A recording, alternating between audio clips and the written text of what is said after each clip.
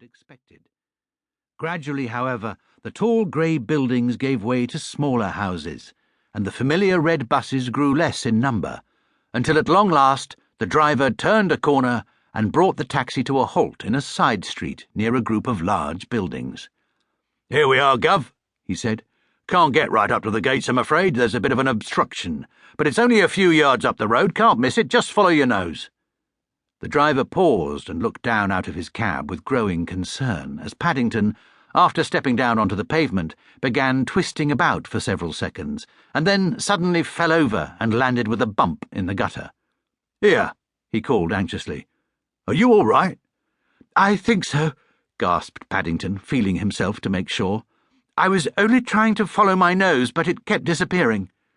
"Well, you has to point it in the right direction to start with," said the driver, as he helped Paddington to his feet and began dusting him down. "You're in the right state and no mistake." Paddington examined himself sadly.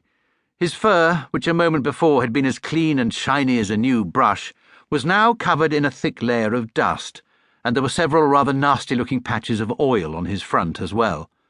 Worse still, although he still had tight hold of his suitcase with one paw, the other was completely empty. "I think I've dropped my invitation card down the drain," he exclaimed bitterly. The driver climbed back into his cab. "It's not your day, mate," he said sympathetically. "If I were you, I'd get where you're going to as quickly as possible before anything else happens." Paddington thanked the driver for his advice, and then hurried off down the road in the direction of an imposing-looking building with a large illuminated jar on its side. As he drew near the entrance, he sniffed several times. There was a definite smell of marmalade in the air, not to mention one or two kinds of jam, and he quickened his step as he approached the small office to one side of the gates, where a man in uniform was standing. The man eyed Paddington up and down. "We're not taking any bears at the moment," he said sternly. "I should try the ice cream factory next door." "I haven't come to be taken on," exclaimed Paddington hotly, giving the man a hard stare. "I've come to see Sir Huntley Martin." "Oh, yes," said the gatekeeper sarcastically. "And who are you, pray? Lord Muck himself?" "Lord Muck?" repeated Paddington. "I'm not a lord. I'm Paddington Brown." "Have you seen yourself in a mirror lately?" asked the gatekeeper. "Lord you may not be, but mucky you certainly are. I suppose you've left your rolls round the corner." "My rolls?" said Paddington, looking most surprised. "I didn't bring any rolls, only some cocoa. I thought I was going to eat here." "Here? Here?" said the gatekeeper, taking a deep breath. "I don't want no cheek from the likes of you. There's an important ceremony taking place this afternoon. They're opening a new factory building, and I've strict instructions to keep the gates clear.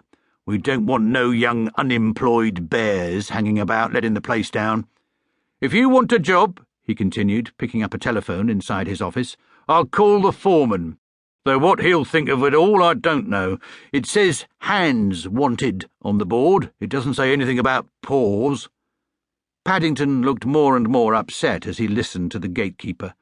"But I haven't come about a job," he exclaimed, when at long last he could get a word in.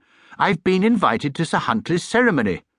"Oh, yes," said the gatekeeper disbelievingly.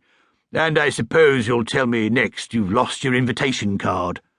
"That's right," said Paddington. "I had a bit of an accident when I got out of my taxi, and it fell down a drain." "Look," said the gatekeeper crossly. "Pull the other leg. It's got bells on. I've met your sort before. After a free tea, no doubt. The only way you'll get into this factory, my lad, is through the works entrance like anyone else." He turned as a figure came hurrying out of the main building. "Here's the foreman, and I'd advise you to watch your step. He doesn't stand any nonsense." "There's a young out-of-work bear here, Fred," he called as the foreman reached the gate. "I was wondering if you could fix him up." "I told the job centre we're a bit short-handed," said the foreman, looking Paddington up and down, "but I reckon they must be in a worse state than we are. Do you know anything about marmalade?" he added, not unkindly. "Oh, yes," said Paddington eagerly. "I eat a lot of it at home. Mrs. Bird's always grumbling about my jars." "Well, I don't know what to suggest," said the foreman, as Paddington returned his gaze very earnestly. "Is there anything in particular you'd like to try your paw at?"